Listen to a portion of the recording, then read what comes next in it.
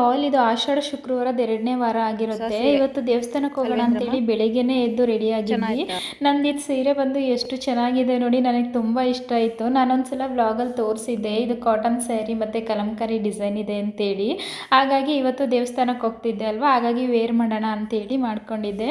ಇನ್ನು ನಮ್ಮನ ಸ್ಯಾರಿನೂ ಕೂಡ ಹೊಸದೇನೆ, ಸಿಂಪಲಾಗಿ ಚೆನ್ನಾಗಿತ್ತು. ನಾನೇ ಬ್ಯಾಂಗ್ಳೂರಿಂದ ತೊಗೊಂಡೋಗಿದ್ದೆ.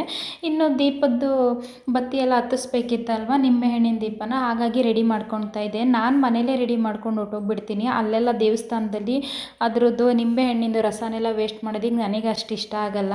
ನನ್ನ ಕೈಯಲ್ಲಿ 9 ಇಡಿ ಆಗುವಷ್ಟು ಅಕ್ಕಿ ಮತ್ತು 9 ದೀಪ ಮತ್ತು ತುಪ್ಪದ ಬತ್ತಿ ಇದನ್ನೆಲ್ಲ ರೆಡಿ ಮಾಡ್ಕೊಂಡು ಹೋಗಿದ್ದೆ. ಇನ್ನು ನಾನು ಅಮ್ಮ ಚೆನ್ನಾಗಿ ಕಾಣಿಸ್ತಿದೆ ಅಂತ ಹೇಳಿ ಹಾಗೇನೋ ಒಂದು ಫೋಟೋನು ಕೂಡ ತೆಕ್ಕೊಂಡ್ವಿ. ಇನ್ನು ದೇವಸ್ಥಾನಕ್ಕೆ ಹೋಗಿ ಎಲ್ಲ ರೆಡಿ ಮಾಡಿಕೊಂಡು ದೇವ್ರ ದರ್ಶನ ಮಾಡಿಕೊಂಡು ಪೂಜೆನೂ ಕೂಡ ಎಲ್ಲ ಆಯಿತು.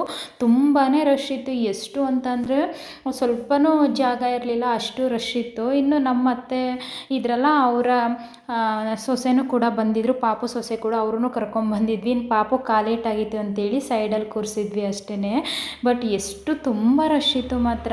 2ನೇ ವಾರ ಆದ್ರೂ ಕೂಡ ಸಿಕ್ಕಾಪಟ್ಟೆ ರಶ್ ಇತ್ತು. ಇನ್ನು ಪಾಪು ನೋಡಿ ನಮಸ್ಕಾರ ಹೆಂಗಪ್ಪ ಮಾಡೋದು ಅಂದರೆ ಆ ಥರ ತೋರಿಸ್ತಾ ಇದ್ದಾನೆ. ಇನ್ನು ದೇವ್ರ ದರ್ಶನನೂ ಕೂಡ ಎಲ್ಲ ಆಗಿ ಪ್ರಸಾದನೂ ತಿನ್ಕೊಂಡು ಇನ್ನು ಮನೆಗೂ ಕೂಡ ಹೊರಟ್ವಿ.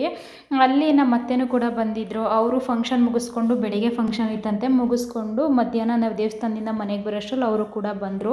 ಇನ್ನು ಊಟ ಎಲ್ಲ ಮಾಡಿಕೊಂಡು ಹಾಗೇ ಸುಮ್ಮನೆ ಟೈಮ್ ಪಾಸ್ ಮಾಡಿಕೊಂಡು ಪಾಪು ಜೊತೆ ಆಟ ಆಡ್ಕೊಂಡಿದ್ವಿ. ಇನ್ನು ನನ್ನ ಆಲ್ಬಮ್ ಎಲ್ಲ ಅವ್ರು ನೋಡಿರಲಿಲ್ಲ, ಮದುವೆ ಆಲ್ಬಮ್ ಎಲ್ಲ. ಆ ಟೈಮಲ್ಲಿ ಅವ್ರಿಗೆ ಹುಷಾರಿರಲಿಲ್ಲ ಅಂತೇಳಿ ಬರೋಕ್ಕಾಗಿರಲಿಲ್ಲ. ಇನ್ನು ಅದನ್ನೆಲ್ಲ ನೋಡಿಕೊಂಡು ಅವ್ರ ಮನೆಗೆ ನನ್ನನ್ನು ಕೂಡ ಕರ್ಕೊಂಬಂದುಬಿಟ್ರು, ಬರುವಂತೆ ಬಾ ಅಂತೇಳಿ. ಇನ್ನು ಅವ್ರ ಮನೆ ಹತ್ರ ವ್ಯೂಸ್ ನೋಡಿ ಎಷ್ಟು ಚೆನ್ನಾಗಿದೆ ಅಂದರೆ ನನಗೆ ತುಂಬಾ ಇಷ್ಟ ಆಯಿತು. ಇನ್ನು ಪಾಪು ಜೊತೆ ಆಟ ಆಡೋದ್ರಲ್ಲೇ ನನ್ನ ಟೈಮ್ ಕಳೆದೋಯ್ತು. ಫುಲ್ ವಿಡಿಯೋ ಬಂದು ಯೂಟ್ಯೂಬಲ್ಲಿದೆ.